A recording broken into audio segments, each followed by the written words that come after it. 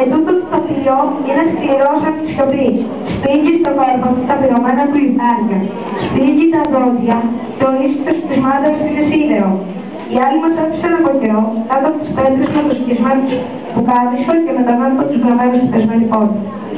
Κάνανε τις παράσκεψεις και λογάριαζα πόσες μόρφες φορές στο μονοπάτι της νύχτας, πόσο κουράγιο με τα μάτια του ψηφόρου του παιδιού που κράτανε τη σημαία. Και ακούν ακόμα μια φορά το σκούψιμο των λαβωμένων μπρος στην πύλη.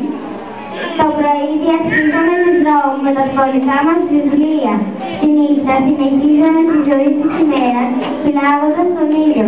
Οι φοιτήτριες χόρευαν και τραγουδούσαν, έτσι μας χαρακτήριζε το μεγάλο σχολείο μας ξάφνιασε η νύχτα, με τόσους βαριά τραυματισμένους γύρω μας, χωρίς γάζες, νερό, οξυγόνο, χωρίς φάρμακα, γιατρό, ασθενοφόρα. Μια ρηπή βόλου τραυματίσει το φως. Μας κυνηγούσαν στα σκοτεινά πάρκα και σε παρόδους, γιατί λέει θα καίγαμε την πόλη με τον ήλιο που κρύβα.